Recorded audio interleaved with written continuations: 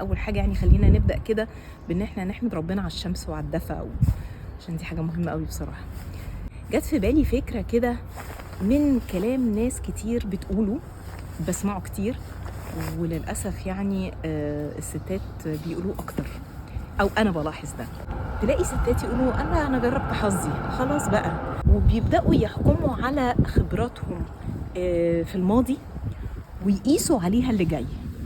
فهو السؤال بقى هنا، هل تفتكروا انه المستقبل بتاعنا او اللي جاي من حياتنا بالضرورة يبقى امتداد للماضي بتاعنا، لخبراتنا اللي حصلت؟ ناس كتير لما سألتهم السؤال ده قالوا غالبا لانه احنا بنبقى نفس الناس بنفس السلوك او المعتقدات او الافكار. لو حد بيفكر بالطريقة دي ان هو معتقد ان هو شخص ثابت لا يتحرك لا يتغير، ودي حكاية خطر جدا. الأهم بقى واللي لازم نعرفه إنه ماضينا ما بيحكمش مستقبلنا أبدا، مهما كان عدى على أي حد تجارب سيئة في الحياة، ده مش بالضرورة إنه يكمل بالطريقة دي. ليه بقى؟ لأنه العقل الحقيقة بيلعب يعني حيلة كده علينا وبيوقعنا في فخ يعني مش ولا بد، وهو إنه عايز يحمينا.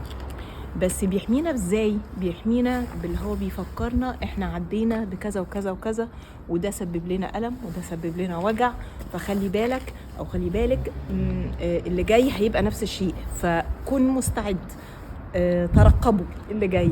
فاحنا من غير ما نقصد بنبقى في حالة توقع وترقب انه السيء جاي، يزنقنا في حتة لا بنتطور فيها، بنفضل بجد أسرى للمشاعر بتاعتنا، للصدمات بتاعتنا، للخبرات السيئة اللي عدت علينا. بيمنعنا من ان احنا نتحرر، بيمنعنا من ان احنا نكبر، ان احنا نوعى لنفسنا، ان احنا نشوف الفرص اللي بتجيلنا. فاحنا محتاجين ان احنا ما نزنقش نفسنا في الحتة بتاعة الماضي علشان نسمح ونوسع لنفسنا مكان باللي جاي. اللي بيزنق نفسه في حتة الماضي ايه اللي بيحصل؟ بيقفل الابواب على نفسه، بيمنع نفسه انه الفرص تجيله، انه يحس حاجات احسن، وكأنه كده بيتبطر على اللي جاي،